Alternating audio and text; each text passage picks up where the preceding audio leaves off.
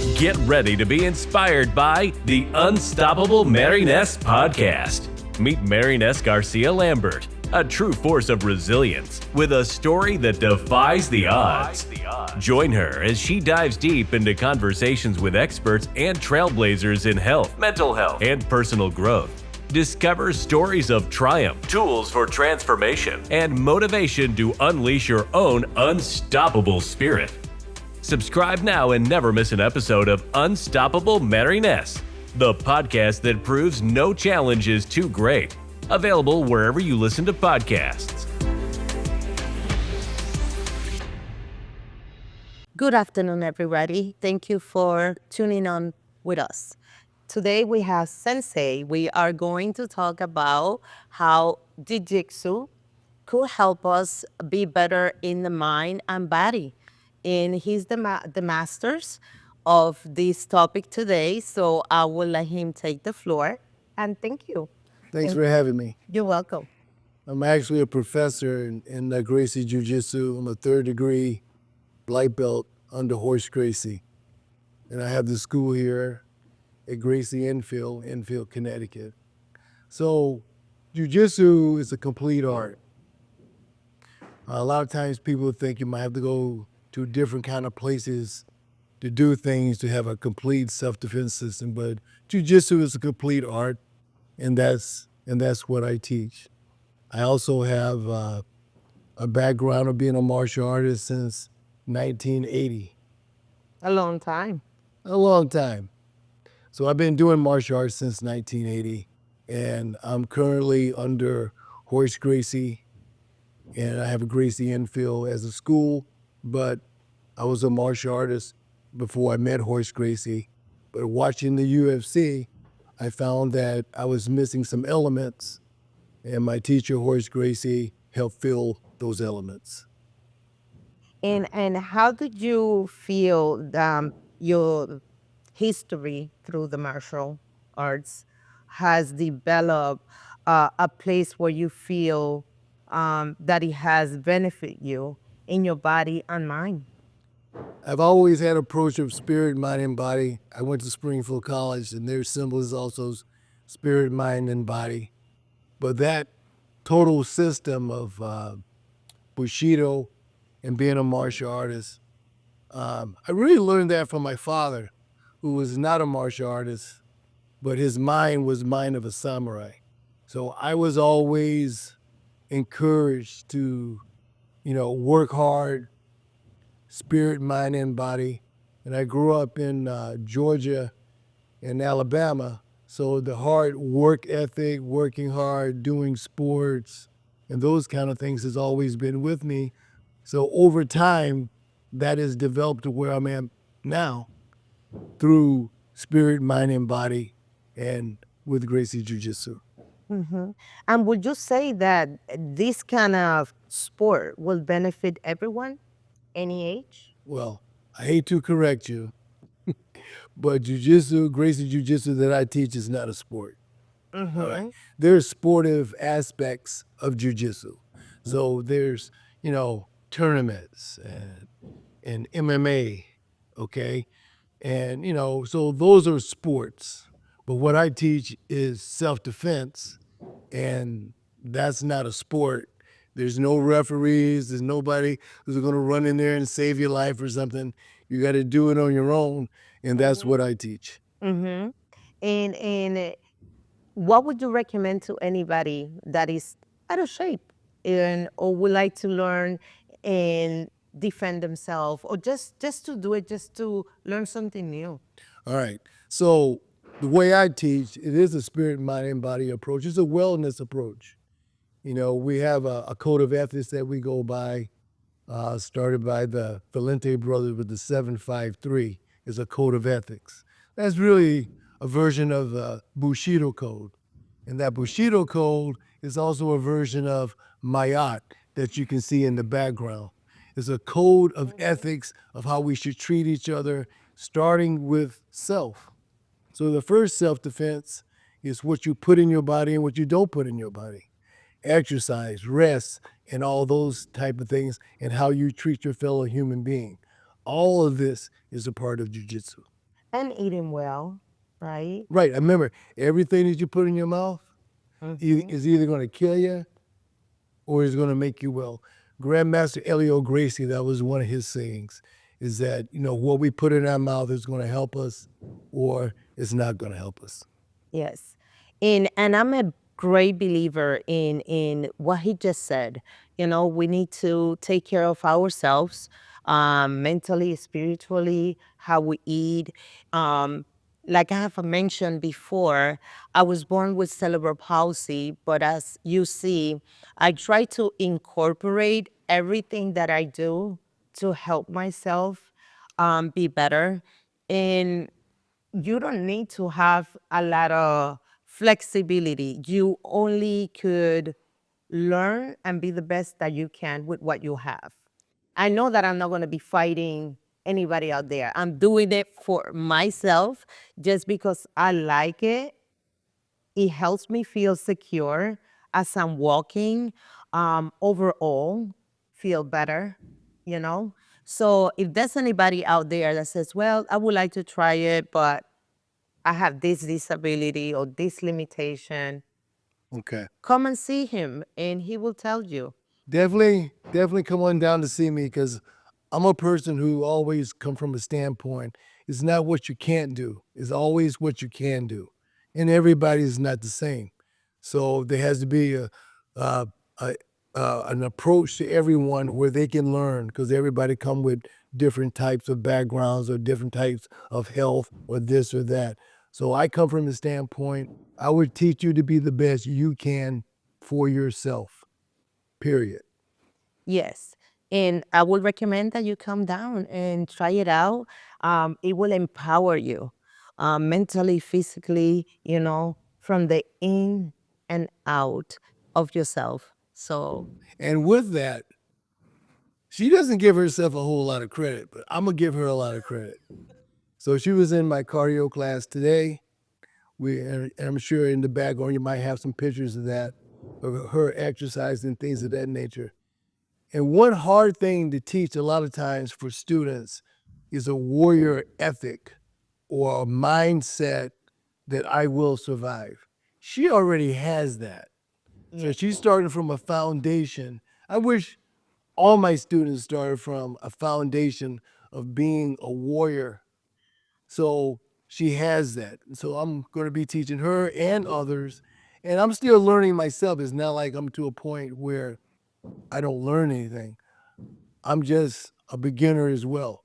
So we're in this partnership together of helping each other out.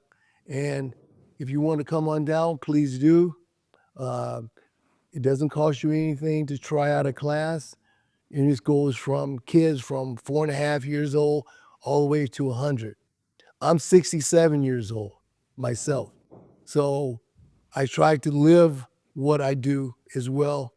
And I try to walk the walk. And that's part of our 753 of being good human beings on this earth, eating right and things of that nature. You have a philosophy toward life and a mindset to get better. yes, and that's what is important. If we have that mindset of getting better, it's not how fast we get there, it's getting there. So you could do it little by little, a step at a time, even though I go from A to C sometimes, right? He could tell you. But the good thing is that I'm trying to get better and to get there and to continue to grow. That's the important thing. That's my goal. And I try to bring that in to show you that there's nothing impossible if you put your mind to it. Right. It's about the mindset and it's about never giving up and finding your warrior spirit that we all have inside of us. And if you come here, that would be part of the training. And we all do. Sometimes we don't know it.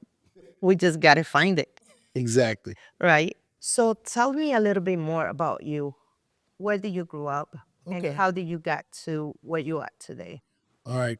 A little bit about my background is that I'm a Southerner and I grew up in the Georgia, Alabama region of this country.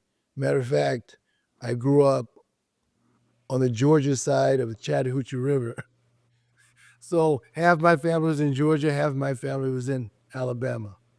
So I grew up in a time period, I was born in 1957, and I grew up in a time period in apartheid of the United States. So I grew up in a time period where I saw, not what I saw on TV, but I actually saw myself, where they had things like colored only, white only, all right? And I grew up from that type of environment of apartheid. I've had, my grandfather was lynched, for example, my mother's father. So I grew up in that type of area. Also with my family, how I grew up as a warrior. I grew up knowing I was just as good as anybody else in the world, even during apartheid. I also grew up as being a fighter. My father was a strong-willed person, and my mother was a strong-willed person. You know, she went to Tuskegee Institute and Fort Valley State University. My father was also educated in college. I had a background of growing up in Catholic school, but I was also part of a Baptist church. So I grew up with all of that. I went to junior high school in Albany, Georgia. I went to high school in Albany, Georgia. I played track. I did football. So I did a lot of things that it was a great time period in my life. And eventually I moved up north Okay. to go to Springfield College. My mother didn't particularly like me coming up north in the first place, but I was kind of a stubborn person. So I came up north and I went to Springfield College. From Springfield College, I started having jobs and this type of thing. I was always into the human services, working with disadvantaged kids, working in issues around child abuse, working with issues around trauma, domestic violence, drug abuse, alcoholism, things of this nature. I worked at York Street Jail. I worked in Connecticut at a halfway house for drug and alcohol. I was director of a drug and alcohol program. I was also in the military, 20 years in Air National Guard in Westville, and I loved being in the military. And I joined the military after I finished college, so it's not like I went there for my college education. I had already finished, my master's of rehab counseling from Springfield College, and also my bachelor's in that at Springfield College. And then later I got my master's social work from the University of Connecticut. So I was 20 years in the military. I retired there as a major. And if I wasn't so stubborn, I probably would have retired as a lieutenant colonel. But I had this thing called rectitude in doing the right thing. And sometimes when you do the right thing, there's consequences. But I retired honorably, and I get my retirement check and things of that nature. I also work for the state of Connecticut. Mm-hmm. I started off as a social worker for DCF, and I worked there for 10 plus years, 10, 15 years for DCF in Hartford.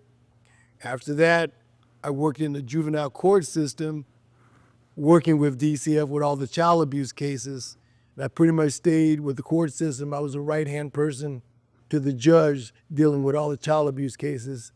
And so I finished state of Connecticut, about 35 years of work for the state of Connecticut, and then I retired. But as you can see, Extensive history. I haven't retired yet because I'm working now more than I did when I was working. I'm working 7 days a week. The school is open 7 days a week, sometimes mornings and night times and Saturday and Sunday. I have 3 beautiful kids. I have a son who's a police officer in New Haven. I have a daughter. Yeah, she's in Apollo Beach, her and her husband, Aaron Harp and Louis Mata.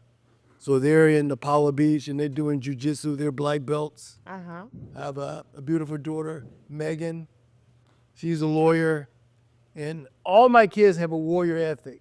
All of them. A little bit of everything you got there. All of them are tough. And my son Justin, his wife Claire, they have 3 kids. I'm a proud grandpa. So I've done a lot of things, but I guess the core of everything I've done, I've always been a samurai and I've always wanted to serve. I've always wanted justice for all people. And that's how I approach life. So when I look at a code of ethics, I look at a code of ethics of having everybody rise in a healthy way. Yes. Not some people, everybody. So I take the code of ethics and rectitude and courage seriously. And that's the approach I take as a teacher.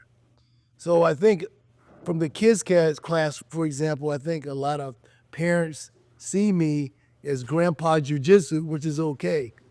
I'm sort of like the Black Miyagi for the Karate Kid. Yes. So I think they like the discipline, and I do it in a funny kind of way, but it's still discipline. Yes. It's still accountability, And they're still learning. and they're still learning. So I take what I do seriously. So do you ever feel like you're working or do you feel like you're having fun? I'm having fun. So everything I do, I've been blessed in that all the jobs I've had, I really liked. I've never had a job, even when I was in Albany, Georgia, working for a veterinarian, cleaning up dog poop. I like that too. So I grew up with a good, strong work ethic. So everything I did the best I could because I know I was representing my family. It wasn't just me. I was representing my family and all my ancestors. So I did everything the best I could. And that's part of your family, right? How they taught you how to behave, how to treat others, right? Well, it was part of that oral tradition. But with that oral tradition, my family background has been here ever since America's been here. From the indigenous people who were here, that's part of my DNA that I can prove. From the European heritage, that's here. I have that. And of course, the African heritage, I have that as well. And that's part of my mindset as well. So I have, in my line of genealogy on my mother's side, it goes back to General Robert E. Lee. All right. General Robert E. Lee had a slave in his care named Nancy Ruffin. That was my grandmother. He was my grandfather. So this strong history I have in my family. From the Native American background, we're part of the Muskogee Creek and the Seminole Indians. And from my African boundary, from my African ancestry, it was Africans here in this country before Native Americans were the first indigenous in this country was African first. So I have that lineage here and abroad. So I look at life in a very holistic kind of fashion. And with all that background that I have, there were always warriors. Which is a good thing, right? It's a very good thing because everybody needs a warrior when times go wrong. But we're all warriors. For example, let's say you said you had cerebral palsy, right? Yes, I was born with cerebral palsy. Right, but you got to be a warrior. You have some people with cerebral palsy, they might not do so well. But then we have somebody like you who are pushing the boundaries. Yes. You find out that you have cancer. Now it's time to fight. If I got cancer, it's time to fight now. So this issue of being a warrior doesn't have to be all the physical stuff. It's always spirit, mind, and body of doing the best you can with what you have and sharing that with others. Yes. So I take teaching very seriously.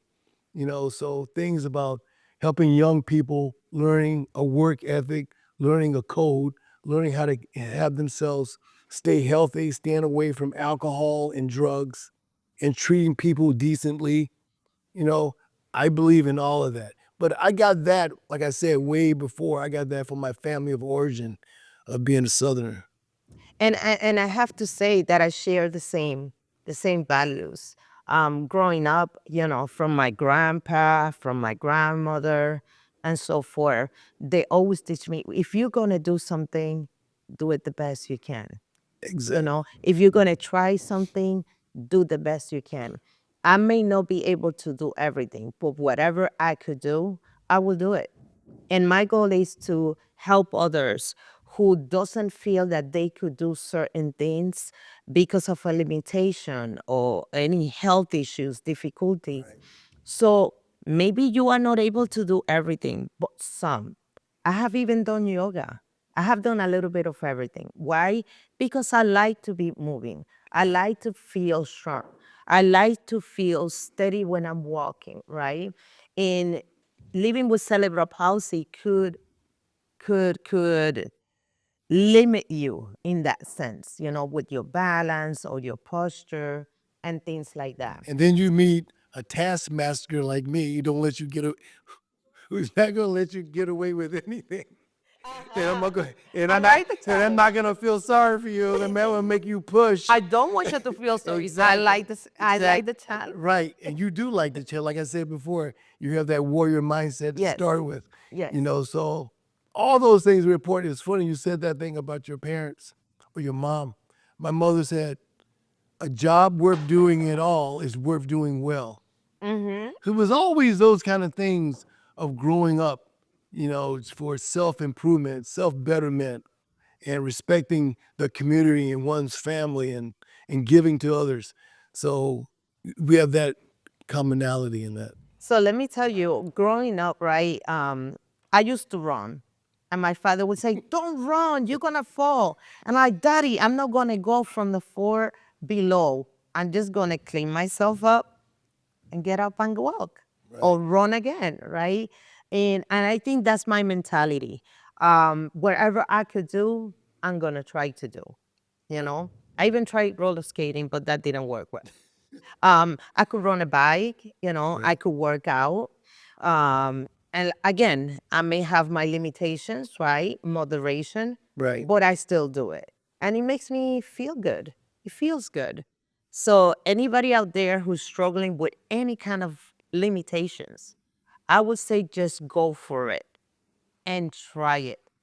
You need to always push the limits. You should not get comfortable. Don't give up. And I'm gonna give credit to where I got that from. It was from David Goggins. You don't get comfortable. It's easy to get comfortable. So, for example, I take a shower every day, of course, but at the end of every glad you do.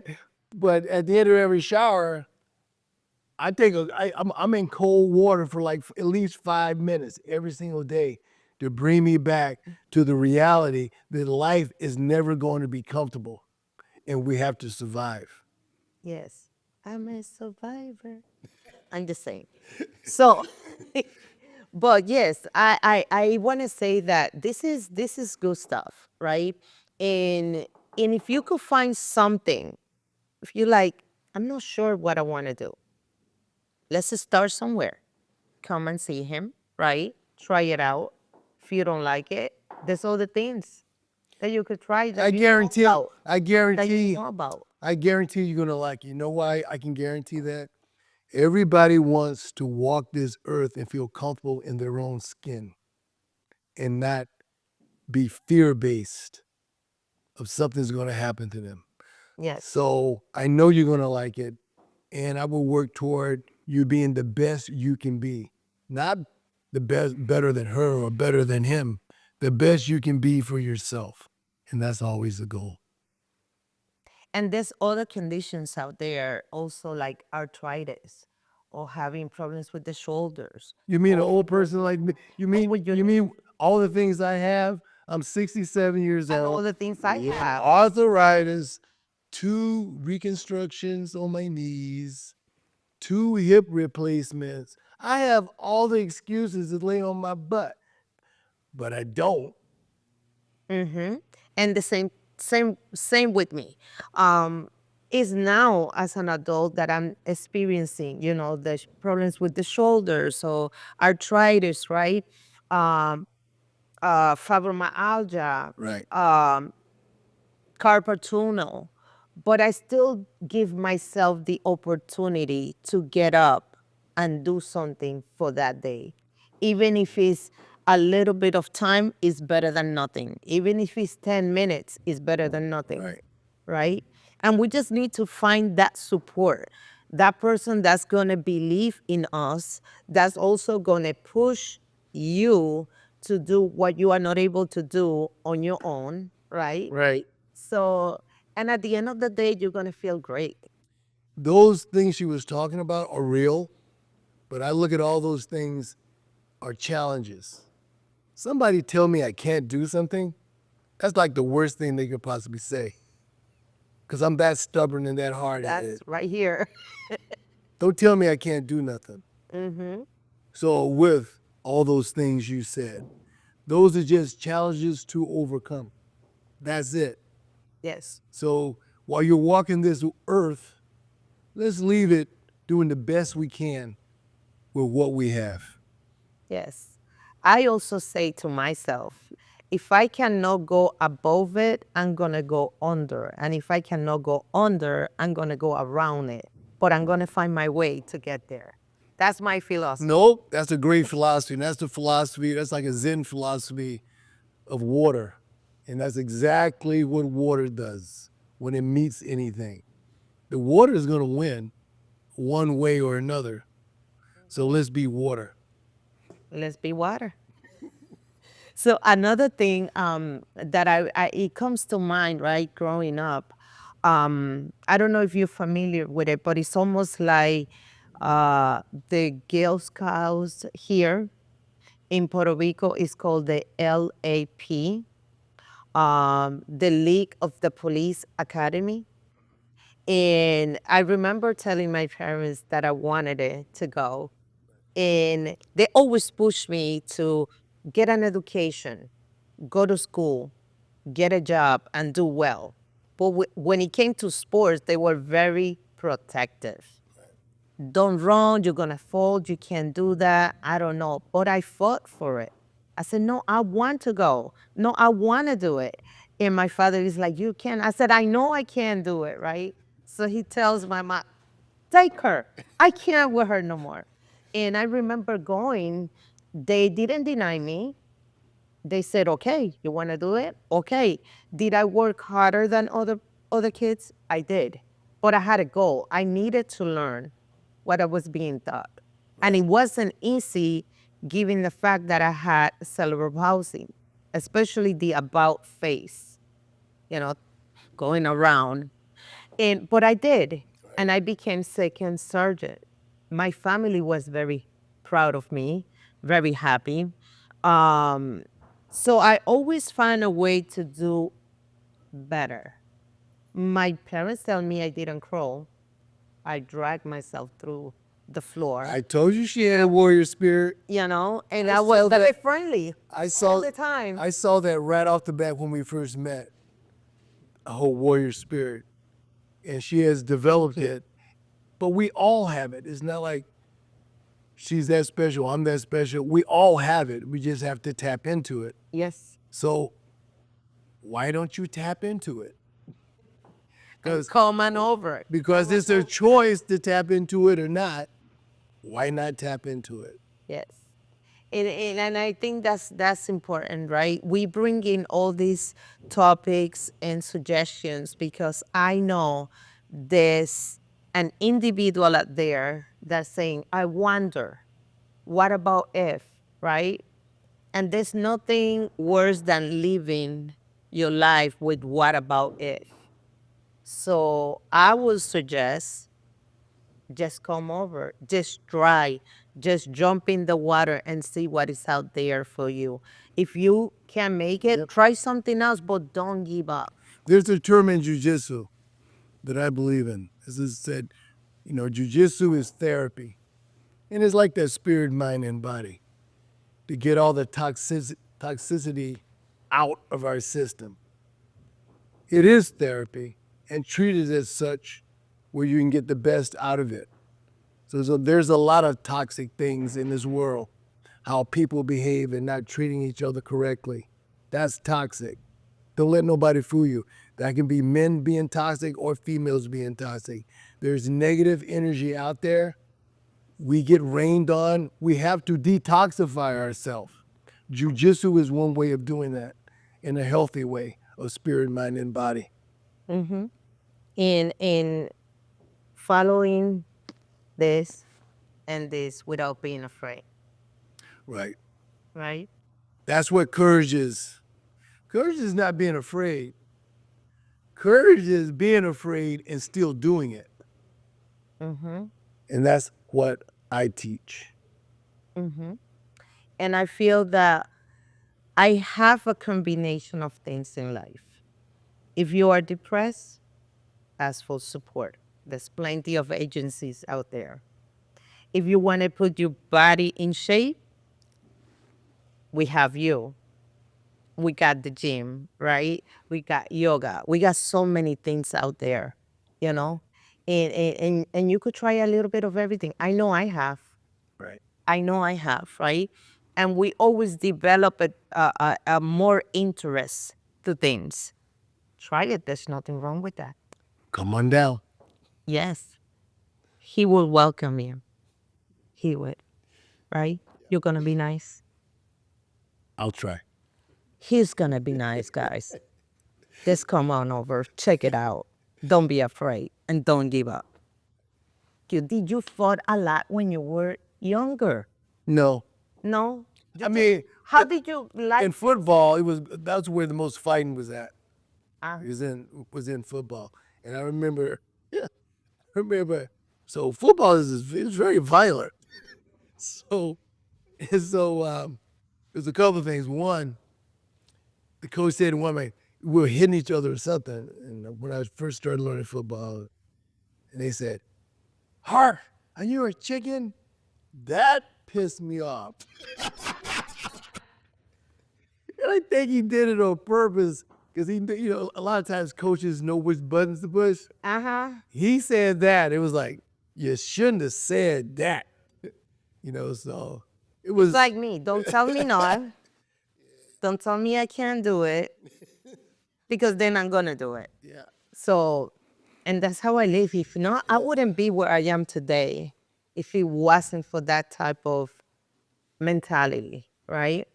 And from everything, from dressing up, they see me, what are you doing wearing that? I said, because I can't. You're gonna fall. I'm gonna fall either way. So I'm gonna wear what I want to wear. Well, good fight. Right? I want to be a belly girl, right? Even though inside of me I have that warrior mentality and heart, Yeah. right? Well, thank you so much. Thank you for being here with us. Thanks for having me. You're welcome. Okay. Thank you, and I hope to see you soon. Bye.